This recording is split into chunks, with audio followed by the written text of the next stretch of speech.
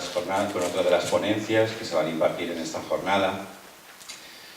La persona que me acompaña hace un mes, concretamente, aproximadamente, nos vimos en esta situación igual que hoy. El de ponente, yo de presentador. Eran unas jornadas que iban destinadas a profesionales del ámbito social y hoy son unas jornadas que se realizan en mi pueblo, con lo cual me llena de orgullo, y van destinadas a madres, abuelas, mujeres que trabajan día a día por su familia y que desarrollan actuaciones y que sois vosotras las que tenéis, las que criáis a vuestros hijos y las que los sacáis para adelante. Bueno, la persona que me acompaña hoy, pues es un placer que estés en Guardamar, un placer que sea la primera vez que viene a mi pueblo y sobre todo porque nos une una relación, una amistad de hace muchos años. Hemos sido compañeros de trabajo, hemos sido amigos, somos amigos y él actualmente pues es doctor en psicología, es profesor de la Universidad Miguel Hernández, de la Facultad de Psicología, profesor de personalidad, evaluación y tratamiento psicológico. Y es uno de los mejores profesionales en el tema de la prevención de drogodependencias que nos podemos encontrar dentro de nuestra provincia. Él es psicólogo y desarrolla un proyecto dentro de un grupo de investigación que se llama Grupo Aitana, donde están profesores investigadores y van desarrollando programas de prevención, aparte de hacer tratamiento y otros tipos de programas dirigidos a la población. Él ha estado en Estados Unidos, ha sido profesor en Nueva York, tiene un montón de libros, concretamente 150 artículos en revistas científicas, 11 libros publicados, 33 capítulos en libros distintos, ha dirigido 12 tesis doctorales y ha presentado 250 trabajos en congresos internacionales de psicología. Yo creo que hemos venido aquí a oírlo a Emiliano, ahora a oír a este profesional, que es José Pedro Espada, y con mucho agradecimiento, de nuevo, gracias por estar en Guardamar y espero que sea la primera colaboración de las que desarrollamos en este pueblo y con nuestro municipio. Gracias, José Pedro.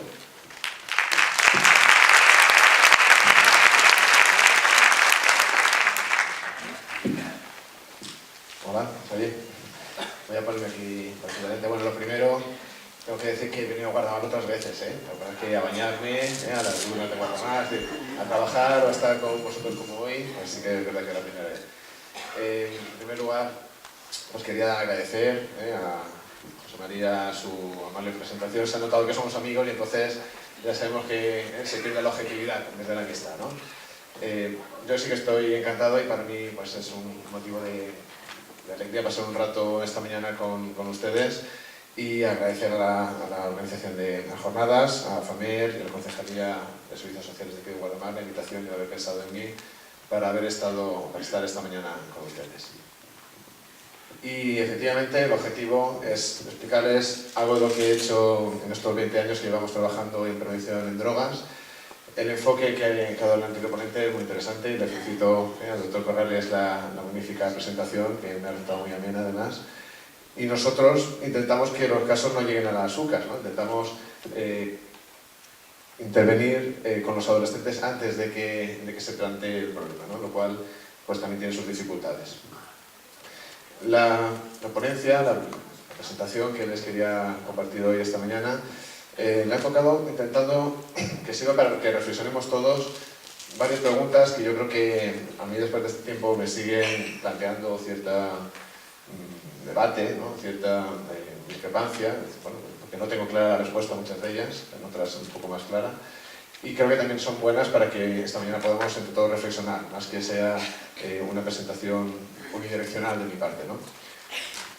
La primera pregunta, por situarnos, ha quedado respondida antes muy bien, pero nosotros, cuando les explicamos a los adolescentes qué son las drogas, digamos que el mensaje final que resumimos es que es cualquier sustancia que en el organismo genera un cambio en el comportamiento, no como la comida, como otras sustancias que podemos ingerir, sino que son efectivamente sustancias que provocan un cambio de comportamiento, una alteración, como efectivamente decía el doctor Corrales, a nivel de sedación, a nivel de euforia, pues cada uno tiene sus efectos, ¿no?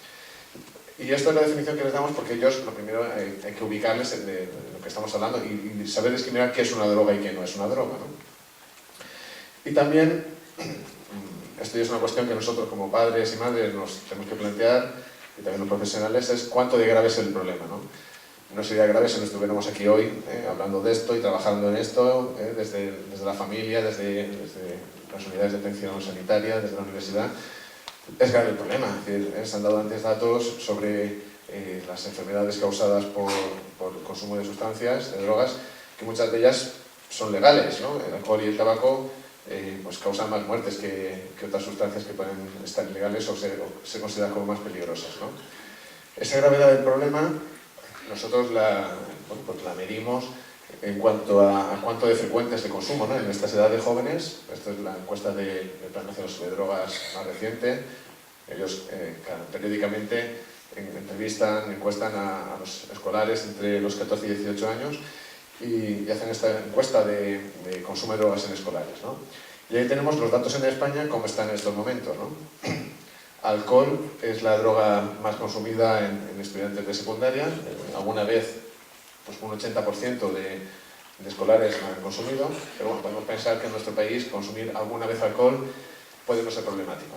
Sería verlo en adultos, porque bueno, hablaremos también un poco de eso, pero el alcohol y algunas drogas pues tienen una función social y por eso precisamente se mantienen en su uso. Si fueran tan malas, pues habrían desaparecido, ¿no? No estaríamos consumiéndolas y se habrían extinguido porque por la propia evolución el ser humano tiende a adaptarse y a evitar lo malo, ¿no? Lo dañino. Pero si el alcohol y otras drogas se mantienen es porque algo positivo puede ser que también tengan, ¿no?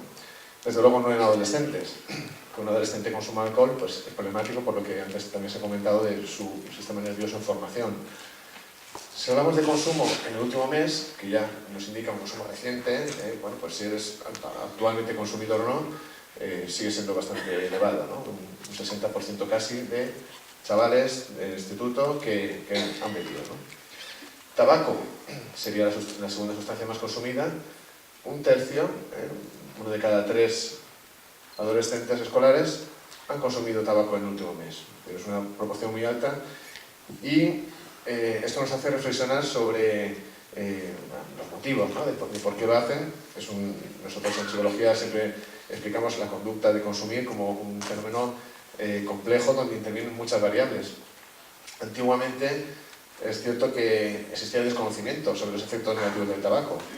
No sé si sabrán que en Estados Unidos hubo casos de demanda de los primeros fumadores en los años 50, 60, los primeros fumadores de la etapa moderna, digamos, que demandaron a Philip Morris y algunas tabacaleras porque, bueno, por sus consecuencias en forma de cáncer, ¿no? Y otras enfermedades, porque no estaban avisados de que los cigarrillos les podían causar esa enfermedad, y acusaron a las tabacaleras, y en muchos de estos casos los tribunales les dieron la razón, porque no estaban advertidos.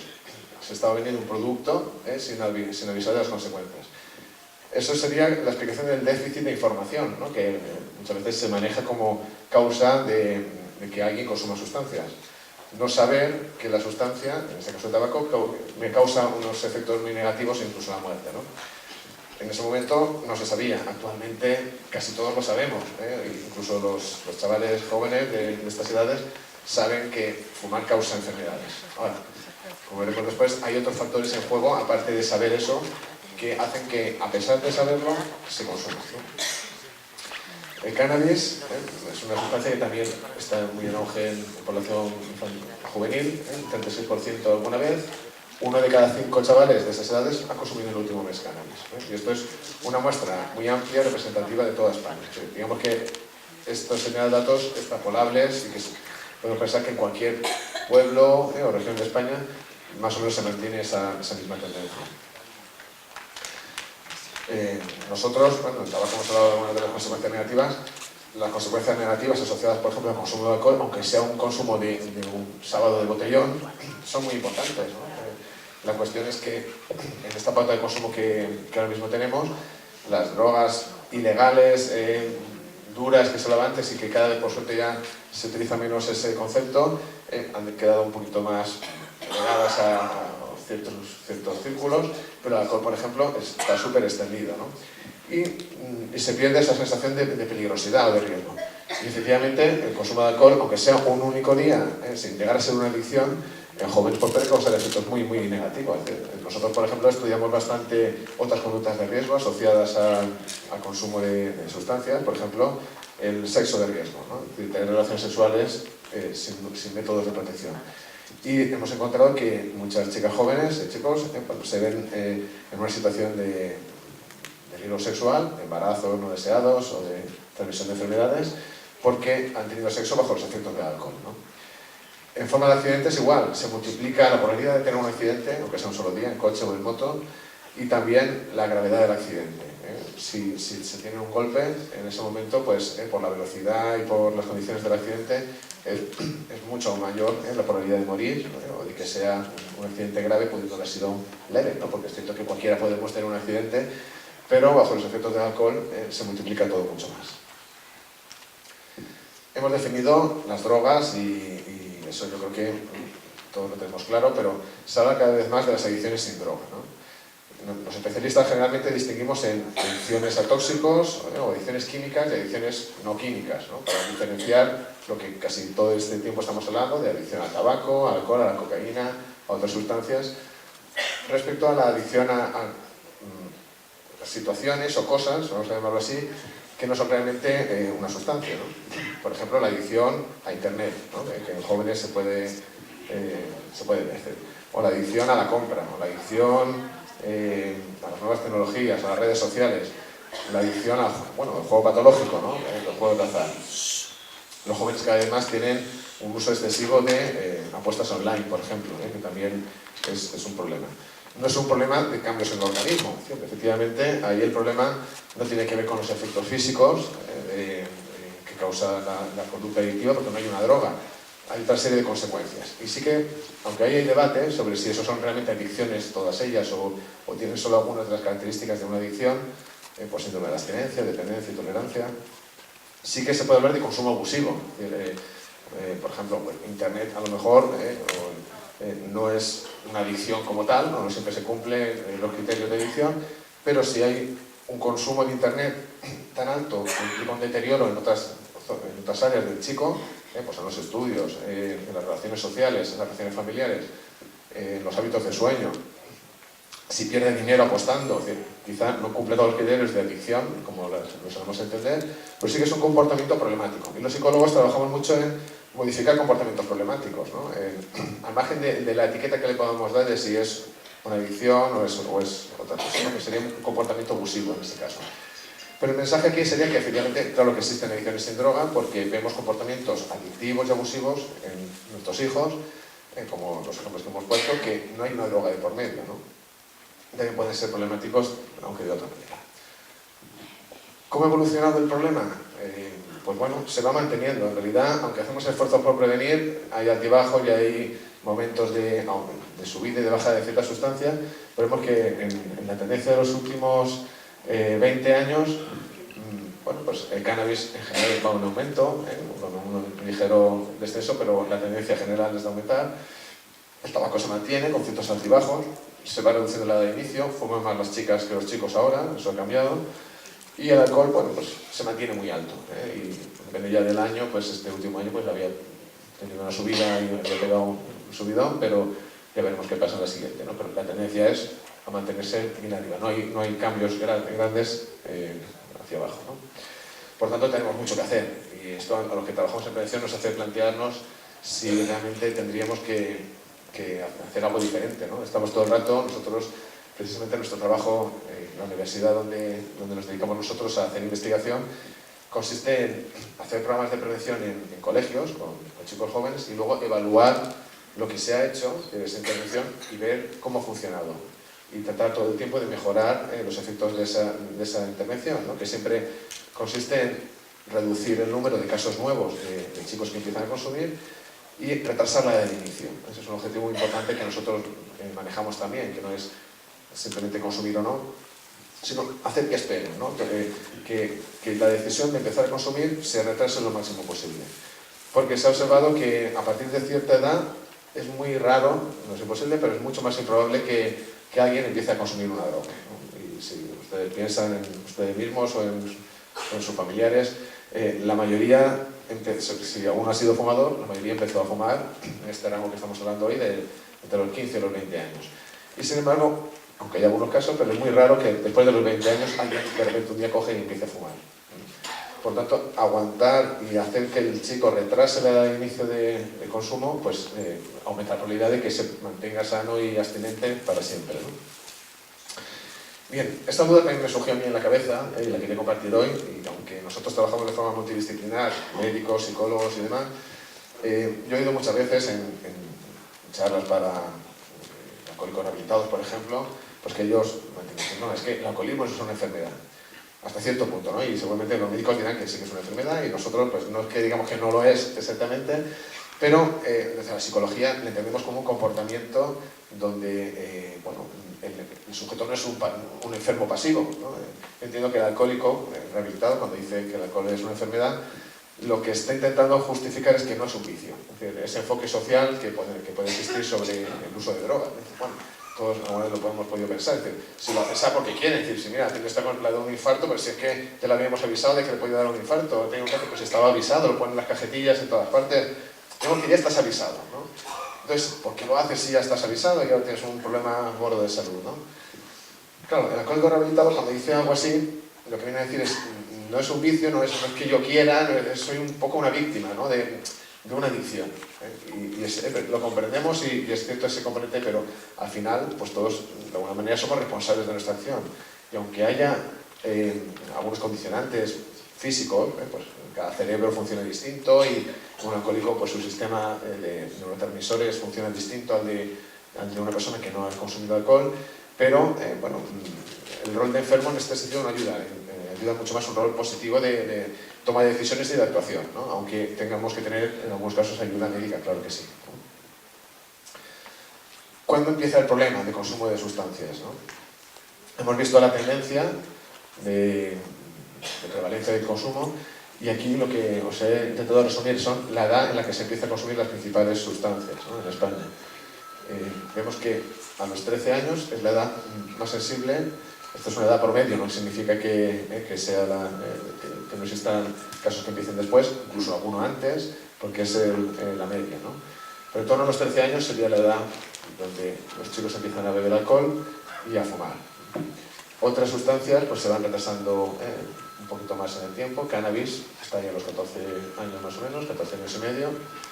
Y ya pues otras drogas como los que tenéis ahí, entre los 13 y los 15 años. Pero estamos viendo que es una etapa sensible entre los 12 y los 18 años cuando suele ocurrir. Esto, lo que trabajamos en prevención, lo que nos lleva es a pensar que el momento principal para dirigir los esfuerzos de prevención, si hablamos de prevención primaria, que es la prevención auténticamente preventiva, antes de que aparezca el problema, pues sería en esas edades o un poquito antes, si puede ser. A veces nos cuesta porque cuando acudimos a un centro escolar y bueno, nosotros vamos a intervenir con niños de 12 años. A algunos directores o directores de los colegios no les gusta la idea. En casa, el tema, aunque sabemos que es importante, pues no nos gusta que se remueva demasiado. Nos pasa con esto y también con temas de educación sexual, ¿no? Que son temas que a veces los padres los quieren hacer ellos, y lo entendemos y debe ser así, ¿no? Pero también en el colegio toca abordarlo pues cuanto más pronto mejor, ¿no? A la medida también de lo que el niño en cada momento puede comprender, ¿no? Es importante que si intervenimos con 13 años, pues se les dé la información que con 13 años pueden entender ellos. Solamente pues no necesiten conocer todas las drogas y todos los efectos, tal, porque sino otro tipo de información y de cosas que vamos a ver. Y esta pregunta es muy importante porque si las drogas es un comportamiento complejo y queremos, como padres y madres desde la familia, intentar hacer que nuestros hijos no lo tengan y tengan otros alternativos mucho mejores, más saludables, la única forma no es entender por qué funciona y qué es lo que está pasando ahí, que nos lleva a consumir una sustancia o tener un comportamiento adictivo o a jugar en internet o a jugar a las máquinas tragaperras. Es decir, esa secuencia desde que surge la idea o la posibilidad hasta que lo hacemos, ¿no? Para intentar comprenderla y manejarla y hacer que esa cadena ocurra de forma distinta.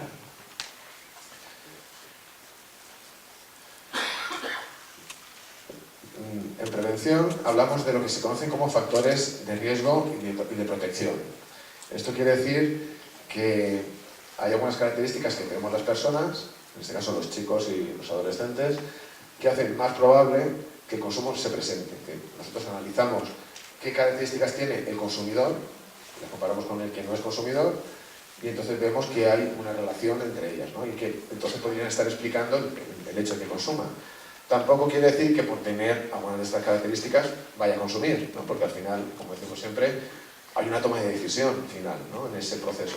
Pero es verdad que aumentan las probabilidades, ¿no? Es como, bueno, si tienes una serrería y tienes material inflamable ahí cerca y elementos combustibles, aumenta el riesgo, pero no significa que nosotros no podamos tener medidas de prevención, ¿no?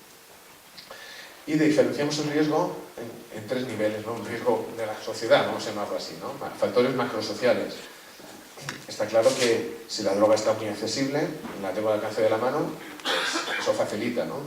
Si es muy barata, lógicamente también, cuanto más acceso haya a la droga o al comportamiento, también. Eso facilita que ocurra. Si la conducta adictiva está en el ordenador de la habitación del niño, pues es facilísimo. En cualquier momento, con un solo clic, puede tener una conducta de juego de azar, ¿no? El acceso, entonces, que sea muy fácil, eso condiciona. Y esto en casa podemos ya empezar a hacer cosas para que pase o no. Es decir, no lo veremos al final del todo, pero no tenemos que ser policías en casa, ni dedicarnos a prohibir ni a controlar, pero un poco sí. Y por limitar, por ejemplo, en el ordenador de los niños a qué páginas acceden y controlar que están haciendo pues, un uso sano del ordenador, pues claro que lo tenemos que hacer como padres. El acceso, ¿no? El acceso a la disponibilidad es una característica que hace que sea más posible no consumir de sustancias. De hecho, pues, lo que hacen las fuerzas públicas de seguridad es intentar que eso no sea, controlar la oferta de la droga, ¿no? En prevención hablamos de control de la demanda, que es que la gente no pidamos droga o no que la queramos comprar, y en eso estamos con los chicos, y control de la oferta, que es lo que hace la policía, desde la administración, es decir, controlar que haya poca disponibilidad, es decir, que haya poco tráfico de drogas, que esté bien regulado, que un chaval no pueda comprar tabaco si que tenga que ser con la máquina, que sea responsable el dueño del bar. Aún así, pues en cada país hay más o menos medidas para controlar eso. En algún país, si a un señor que tiene un restaurante o un bar le vende alcohol a un menor, le cierran el bar, o sea, lo detectan y le cierran el bar al día siguiente. En otros países, pues a veces pues, existen formas de que eso ocurra y, bueno, pues, porque es imposible controlarlo así, ¿no? Pero también eso tiene que ver con la disponibilidad.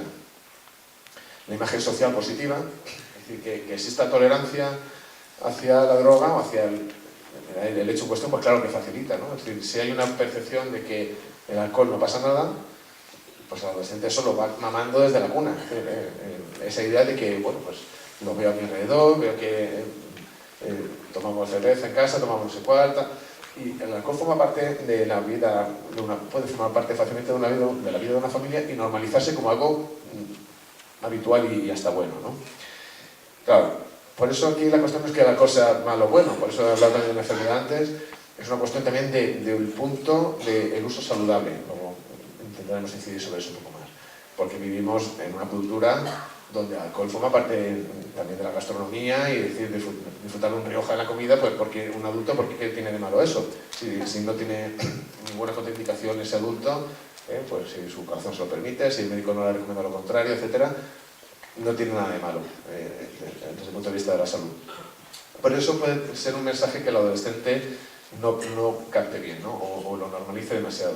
O pasemos a ser demasiado permisivos sin darnos cuenta, ¿no? Ahora yo creo que se hace un poco menos, pero muchos adolescentes ponían, ¿cuándo probaste el alcohol? En la boda de mi prima con 6 años me dieron... Hasta esa cosa que a lo mejor todos podemos haber dicho alguna vez, de darle al niño que pruebe la sidra, y decir, bueno, vale que la pruebe conmigo, que a lo mejor eso no tiene importancia, ese sorbo de sidra, de verdad, en efecto a su salud, pero bueno, normalizamos, digamos que pasamos a transmitir la idea de que es normal y que pronto ya te tocará beber como los mayores y beber es algo bueno y ya estás empezando de forma controlada. Quizá eso pues, nos tiene que hacer reflexionar sobre qué mensaje transmitimos, ¿no? De si el alcohol pues, es algo tan positivo y tan normal, sobre todo si eres tan joven, ¿no? Algunas otras factores sociales, pues que se asocia realmente el pasarlo bien con el alcohol, de forma que no se concibe la fiesta sin el alcohol. Y eso forma parte, queramos o no, de nuestra cultura, las fiestas populares, las fiestas de fin de curso, el alcohol muchas veces va asociado a la Nochevieja sin alcohol, a una cena de Navidad sin brindar champán. Es que aunque no bebas, esos días casi que es medio obligado, ¿no? Y se puede entender porque vivimos en cada sociedad tiene sus costumbres, pero hasta cierto punto, ¿no? Es decir, desde luego, un uso responsable de ese alcohol como elemento social podría caber, pero que un adolescente un sábado por la tarde o va de botellón o no tiene ninguna otra opción, es una pena, ¿no? Pero eso está ocurriendo y eso hace que esa asociación entre pasarlo bien y alcohol pues facilite que realmente haya más casos de consumo, ¿no? Hay factores más del entorno social cercano, que es la familia, el colegio, los amigos, que antes también se hablaba un poco de eso. Los padres que consumen, pues tienen más hijos que consumen, porque hay una imitación, ¿no? Los grupos igual, los grupos que el amigo consume, nosotros estudiamos, intentamos cuantificar, medir cuánto de probable era que un chico con un amigo, con su mejor amigo fumador respecto a otro chico que no lo fuera, cuánto aumentaba la probabilidad de que lo fuera y se multiplicaba por 20. Es decir, era 20 veces más probable que un chico fumara o bebiera si su mejor amigo lo hacía, ¿no? O sea que, los padres, ¿qué podemos hacer con eso? Tampoco podemos prohibirles directamente como policías que no vayan con pero sí está muy pendiente, intentar desde el principio que él elija bien a sus amigos, eso sí. Y luego hay factores que llamamos de tipo personal.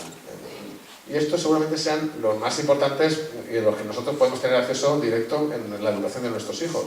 Porque si un chaval tiene buena información, tiene una actitud favorable hacia su salud y contraria al uso de sustancias y no tiene especiales problemas y está bien toda la vida, es más improbable que consuma. Es decir, lo que entenderíamos por un chaval sano, que le gusten los deportes, que le guste, que aprecie su salud, que tenga un estilo de vida sano, no es imposible, pero es mucho más improbable que tenga conductas de consumo abusivo. Es complicado, como estamos viendo, es complicado la explicación de por qué la gente toma drogas, ¿no? Pero nosotros, como padres y madres, tenemos que hacer el esfuerzo de entender cómo funciona el comportamiento de los hijos. De aquí os he intentado resumir cómo funcionan los efectos de las drogas, y yo creo que aquí se puede apreciar muy bien porque seguimos, a pesar de saber que pueden ser malas si se abusa de ellas, ¿no? El consumo de sustancias tiene efecto positivo. El adolescente o el adulto, cuando bebe o toma drogas, consigue unos efectos placenteros, ¿no? En forma de premio, de consecuencia positiva. A nivel fisiológico, pues se siente contento, te sientes menos cansado, de la sustancia, ¿no? A nivel social, pues te integras en la fiesta, te desinhibes, te ríes más, efectivamente, esas son consecuencias que existen y no hay por qué negarlas. Es decir, como solemos decir, las drogas tienen su parte buena, ¿no? Esto es lo que llamamos un refuerzo positivo, una consecuencia que hace que ese comportamiento, yo si me lo paso bien, porque lo seguiré haciendo. Es decir, el ser humano repite los comportamientos que le causan efectos positivos.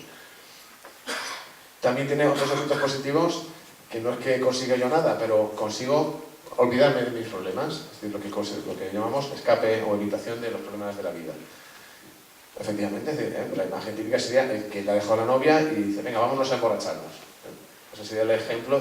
No es que vaya a obtener que la conseguir que la novia vuelva, ni a ser yo feliz de repente, pero bueno, la película la hemos visto 100.000 veces, parece que es la forma de vamos a beber para olvidar, ¿no? O que le echen el trabajo y venga, pues recurre al alcohol, ¿no? Bueno, son formas de evitar problemas, incluso pues, evitar el aburrimiento, buscar estimulación para no estar dentro de una situación de rutina, ¿no? Son consecuencias positivas todas ellas. Entonces, ¿qué pasa con las consecuencias negativas? Pues el adolescente a corto plazo no las ve. Por eso no percibe riesgo, que antes también lo hablábamos, ¿no? Pero el adolescente lo que ve es que, de momento, las drogas, casi todo lo que tienen son cosas a favor. Y si tiene alguna cosa en contra, pues a lo mejor le toca a él y será dentro de mucho tiempo. Que fumar da cáncer. Bueno, mi abuelo murió de 90 años y fumaba el hombre como un carretero de 3 paquetes al día. Ya veremos. Y además, yo soy muy joven, de aquí a que tenga yo 90, prefiero todas las cosas que pueden pasar, ¿no? Son consecuencias muy demoradas en el tiempo. A corto plazo hay placer, hay cosas buenas. Y a largo plazo, a lo mejor hay un problema de deterioro. Mi padre me dice, cuidado que tal, que el alcohol da cirrosis de cáncer de hígado. Bueno, ya veremos, me suena chino. A un adolescente eso le preocupa poquito, ¿no? y aparte ni siquiera son seguras, solamente a lo mejor. Esos castigos puede ser que pasen, puede ser que no.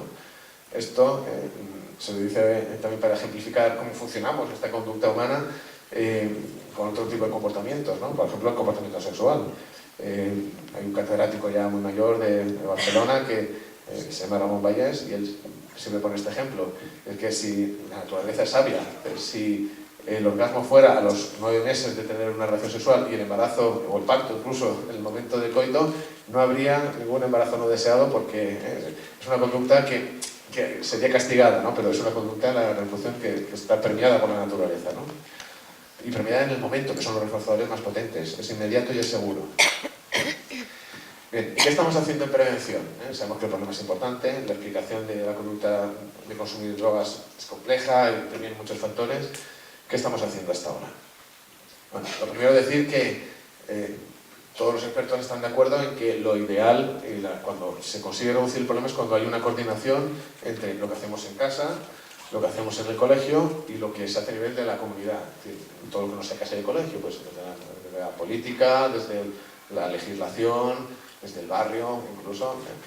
Entonces, bueno, yo por ejemplo me dedico más a la prevención escolar, porque vamos directamente a donde están los escolares, los adolescentes, y trabajamos con ellos principalmente los factores individuales que hemos visto antes, su información, su actitud hacia las drogas, sus habilidades. Ahora os voy a poner algunos ejemplos de eso. Nos centramos en que él tenga todas las papeletas para no consumir. Y existe el abordaje en el que nosotros somos los protagonistas desde casa, ¿no? Desde la familia. Pues la prevención familiar, hay también un montón de posibilidades para hacer desde allí, ¿no? Y desde muy pronto, desde antes incluso de que el niño nazca, los programas de prevención familiar se dirigen a padres y madres cuando todavía no han sido padres y madres, cuando se lo están pensando, ¿no? O cuando el niño es pequeño, y luego pues también para edades más sensibles de la adolescencia y demás.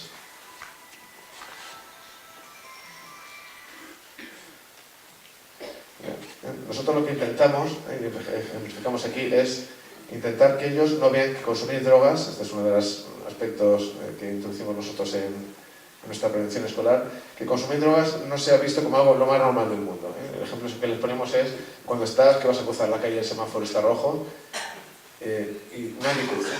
Cuando nadie cruza es muy improbable que uno de repente se salte y empiece a cruzar para adelante, ¿no? Pero cuando la cosa empieza a tal, que cada uno va, bueno, ves que los demás sí que lo están haciendo, esa percepción de que lo normal es saltarse la norma, pues entonces ayuda más a caer en ese comportamiento, ¿no? Y eso es uno de los aspectos que trabajamos. Luego os pondré un ejemplo. Nosotros, desde hace unos 15 años, estamos trabajando en los colegios con el programa que se llama Programa Saluda, que está dirigido a intentar que los adolescentes consuman menos drogas en el ámbito del ocio, ¿no? Sobre todo alcohol y tabaco. Este programa pues son 10 sesiones, 10 horas en las que trabajamos con los chicos, ¿no? Esto es algo que nos hemos dado cuenta ya hace tiempo y que dicen los estudios, y es que conseguir que un chaval pues tenga más factores de protección no se consigue en una hora, ni en dos, ¿no? A nivel escolar, cuanto más largo sea el programa, cuanto más tiempo podamos trabajar con ellos para modificar lo que saben y lo que quieren hacer, sus habilidades, es mucho más probable de que eso funcione, ¿no? Y en casa, pues igual, no hay que esperar a los 13 años, que es el momento sensible para decir hoy toca hablar de las drogas, sino que tenéis mucho tiempo para poder trabajar con ello, ¿no? Este programa tiene 10 sesiones que son informativas, hay 3 de ellas donde transmitimos conocimientos. Antes los programas de prevención eran cortos y consistían en una charla. Eso ya hemos descubierto con el tiempo que sirve para muy poco, porque solamente con saber, hemos visto que esa explicación de la conducta adictiva no es suficiente. Es decir, saber que el tabaco es malo no me hace tomar menos tabaco, solamente contribuye una pequeña parte. Pero es necesario, es decir, hay que informar, sobre todo hay que dar habilidades. Ahora ponemos algunos ejemplos de esto, de qué tipo de habilidades tienen ellos que aprender, y luego pues dedicamos una sesión para mantener lo que se ha conseguido. Nosotros partimos de que el consumo de drogas adolescente se basa en razones de tipo individual y de tipo social, del grupo. A nivel individual, pues hay motivaciones que hemos llamado negativas, porque lo que buscan es ese efecto que hablábamos antes de consumir para olvidar. Bueno, pues, aunque sea salir de la rutina. El chaval que es adicto a internet es que se aburre muchas veces, ¿no? Estoy en la habitación, los estudios son un poco rollo, venga, un poco a distraerme, y iba a estar media hora y me he tirado 4 horas jugando al videojuego o buscando cosas en internet. Eso es salir de la rutina y evitar una situación de malestar. Luego hay motivaciones positivas, que es el que busca, efectivamente, no ya olvidarse, no ya salir de la rutina, sino buscar estimulación, buscar los efectos psicoactivos de la droga, experimentar sensaciones raras o nuevas, tener un fiestón con los amigos, pues a eso nos referimos con el consumo por placer, ¿no? A nivel social hay consumo porque los amigos lo hacen, y si todos lo hacen, pues el adolescente es un poco borrego en eso, es verdad. Pues existe pues, un deseo de querer hacer lo mismo que tu grupo, ¿no? Y luego pues hay adolescentes que lo que les pasa es que en ese grupo, por su característica también de que son vergonzosos, o les cuesta más salir a bailar o contar chistes con los amigos, pues utilizan el alcohol como una forma de superar su vergüenza, ¿no? Eso es lo que hemos llamado la motivación de relación social negativa, porque es consumir para superar lo que me cuesta hablar con los demás, ¿no? Y para cada una de esas razones hemos incluido una parte del programa, ¿no? Les enseñamos cómo resolver problemas de la vida. Es decir, entendemos que si un chico tiene buenas habilidades para la vida, como por ejemplo, tengo un problema y cómo lo soluciono, pues entonces no se va a agobiar igual. Y entendemos que el que consume para olvidar es que está agobiado en realidad.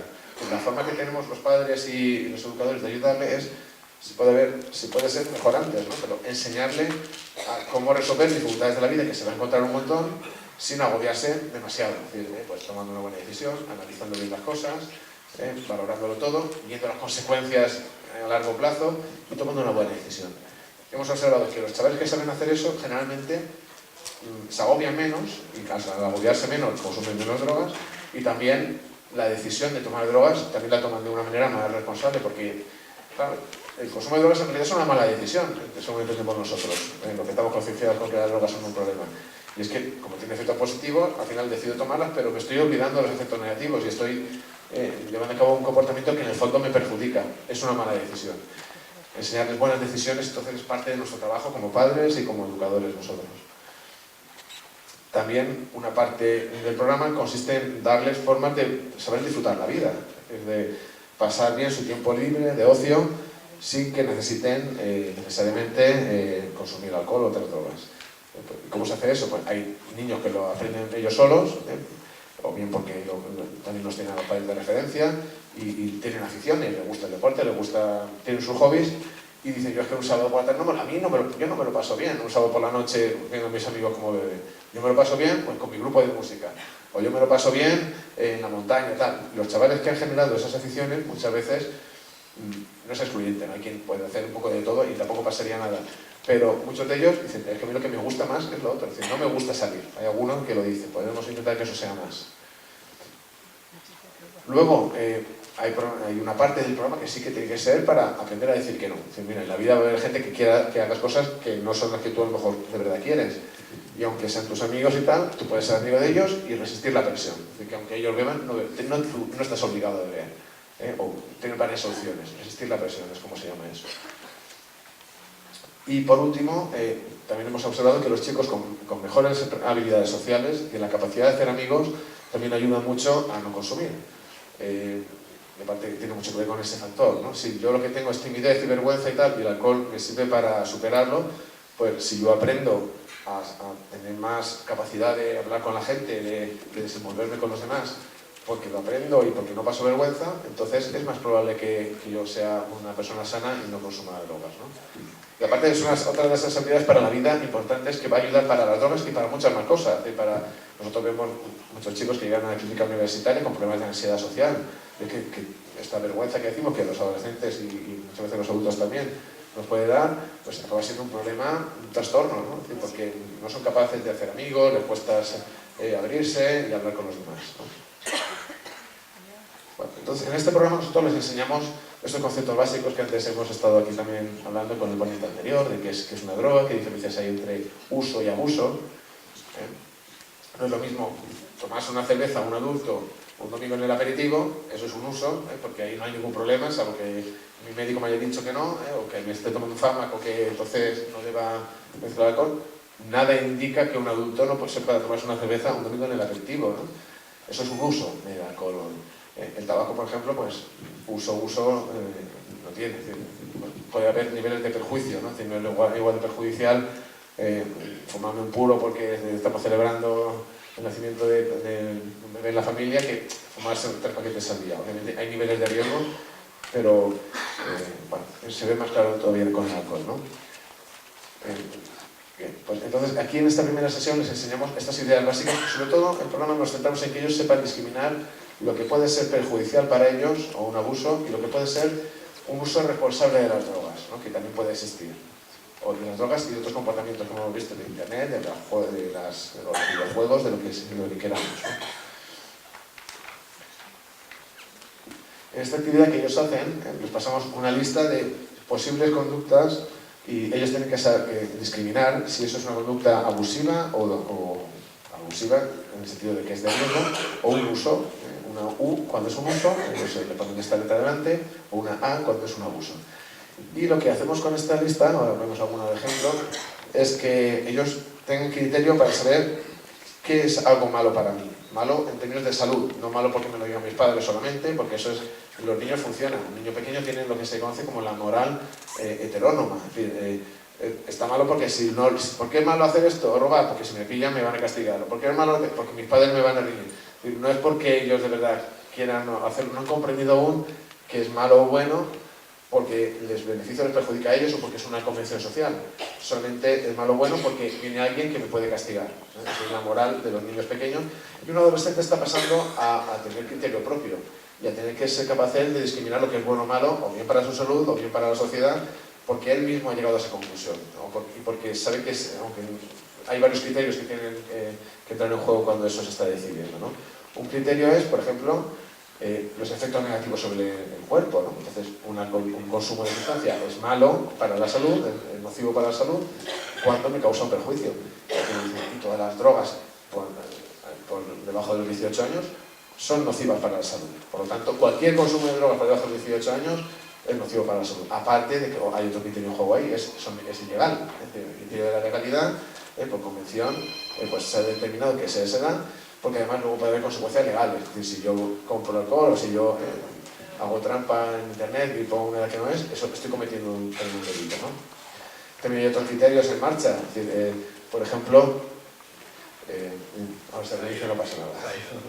No nos ha avisado, la primera no nos ha avisado.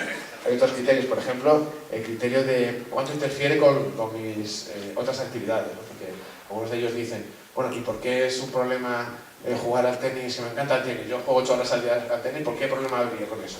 Bueno, no habría, en principio, no habría ningún problema, porque no hay efectos, el deporte no es una droga, no causa efectos negativos sobre el organismo, como hemos visto antes. Ahora, 8 horas al día, como no sea Nadal, es decir, eso parece un entrenamiento muy de profesional, ¿no?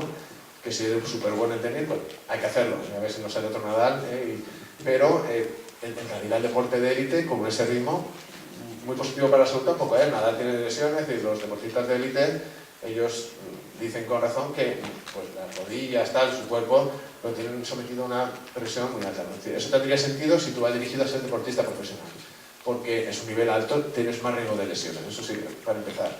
Y aunque fuera verdad, me gusta mucho la música, venga, que la música no tiene riesgo de lesión. Yo toco 8 horas al día mi guitarra con mis amigos, suena bien, pero bueno, siempre también con el equilibrio, es decir, esa práctica de esa actividad tan chula te está quitando tiempo de los estudios, o te está quitando tiempo también de salir y hacer otras cosas beneficiosas para ti.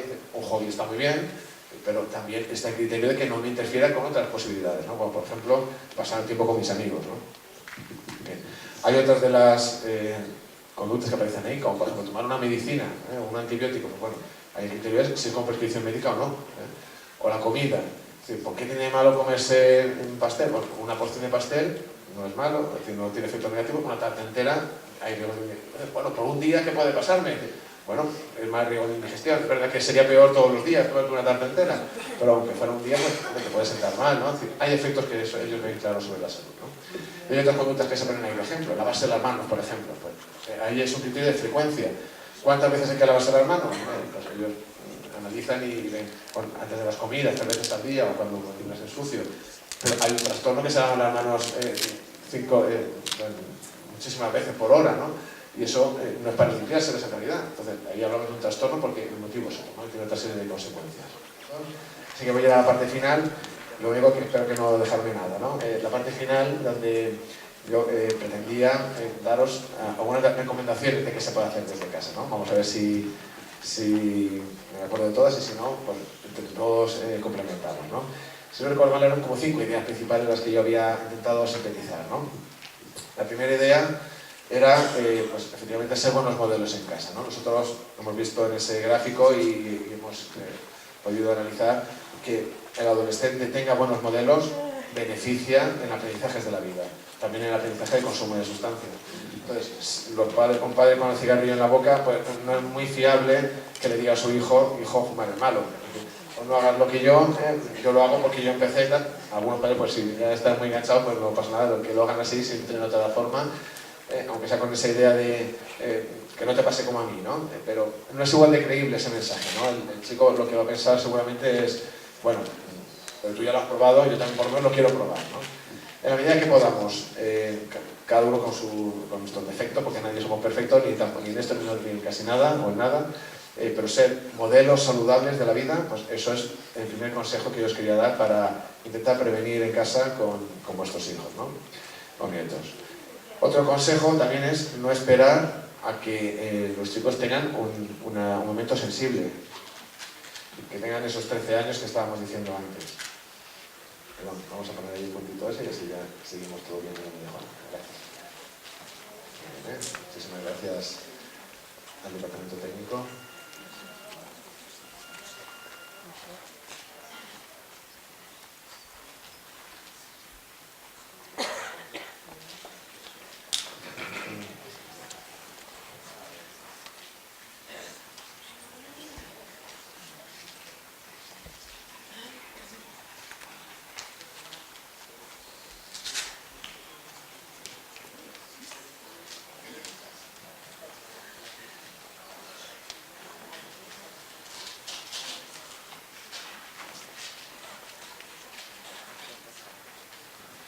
Otro consejo también sería no preocuparse solo un día. Hoy está bien que estés aquí, estés concienciados. A veces vemos una noticia que nos llama la atención en la televisión, una niña muere, hipocometílico, otra vez será otro tema. Pero preocuparse de este problema una vez solo de vez en cuando oímos campanas o cuando empezamos a darnos cuenta de que es un problema, no es la mejor estrategia de evitar, de prevenir, ¿no? Yo recomiendo, ya sé que hay tantas cosas de las que preocuparse y tantas cosas que tener en mente que es difícil poder hacerlo, pero debemos intentar tener presente que esto está siempre ahí, ¿no? Y tener mensajes consistentes con ellos, actuaciones continuadas, los padres en casa, las abuelas y todos los familiares, siempre pensar que de repente no es porque haya salido la noticia, sino que nuestros hijos necesitan que estemos pendientes de este asunto de forma permanente, ¿no? No esperar a que aparezca el problema o la desensible, sino desde el minuto cero, desde que el niño ha nacido. Pero claro, cuando digo esto, a veces pienso, no sé si van a entender que con el niño ahí gateando ya le vayan a hablar de las drogas, ¿no? Ni decirle, cuidado, no fumes, ni bebas, tal. Nos referimos a los factores de protección. Esos factores de protección para las drogas y para muchos problemas más. La ventaja que tiene es que si nosotros desde casa al niño hacemos que tenga buena capacidad de resolver problemas de la vida, habilidades para hablar con los demás, un buen criterio para tomar decisiones, eso le va a beneficiar para las drogas y para muchísimas cosas más de la vida. Pero eso se tiene que hacer desde el principio. Eso con 13 años, pues seguramente ya empezamos a llegar un poquito tarde, ¿no? No solamente decir lo que hay que hacer, ¿eh? Hay un dicho por ahí que dice, haz lo que digo, pero no lo que hago, ¿no? Claro, los padres tenemos que enseñarles habilidades, enseñarles cómo se hace eso, cómo se toman decisiones, ¿no? Darles información, no meterles miedo, porque eso no funciona. Dice, sí, tú me dices que es muy malo, pero alguna cosa buena tendrá. Las drogas tienen sus beneficios. Mejor que meterles miedo de que las drogas son malas, es mejor idea transmitirles la cuestión de que deben tomar buenas decisiones y ellos valorar pros y contras de las drogas también. Dentro de estos 5 consejos, el clima en casa también es algo muy importante. Es un factor de riesgo que quería recordaros antes de acabar. Casas donde hay una buena comunicación, donde el chico tiene confianza para contaros sus problemas y no agobiarse, donde tiene confianza para contaros que fulanito de su pandilla consume una sustancia y vosotros podéis saberlo a tiempo, para que os cuente sus problemas, eso beneficia tanto para prevenir como para poder hacer algo a tiempo, ¿no? También transmitir un valor por la salud, es decir, eso, desde pequeños, desde siempre, ¿no? Es decir, cuidar su cuerpo, hacer deporte, valorar la salud. En esos modelos que explican el consumo de drogas, al final, claro, uno de los factores que pesa es el miedo o la preocupación por yo meter la pata y al final tener un problema por una enfermedad. Es bueno que ellos valoren su salud, ¿eh? Esos chicos que piensan, es que yo no me la juego, es decir, mira, las drogas tendrán cosas muy interesantes y a lo mejor me lo pierdo, pero no me arriesgo a tener un brote psicótico o a engancharme, incluso a convertirme en adicto, porque valoro mucho no ser adicto, ¿no? Hemos hablado ya de la importancia de ser buenos modelos y ayudarles a resolver problemas de la vida, ¿no? Y que no se agobien porque tienen un problema con los amigos, que saber escucharles, saber manejar eso y tomar decisiones con criterio, ¿no? Favorecer sus intereses y su autonomía, es decir, sus intereses por ese factor de protección que hablábamos de que le gusten cosas sanas de la vida, que enfoque la vida como una oportunidad de hacer cosas saludables y buenas para él. Y de autonomía para que no estemos, hombre, tenemos que estar como vigilantes, a lo mejor conforme va creciendo, nosotros apartarnos, dejarle que actúe en el escenario y quedarnos viéndole desde un lado, pero dejándole que sea autónomo, ¿no? Los niños más dependientes de sus padres, de su familia, tampoco llegan a aprender por sí solos a tomar decisiones. Tenemos que ser nosotros quienes les dejemos que lo hagan una vez que vayan aprendiendo.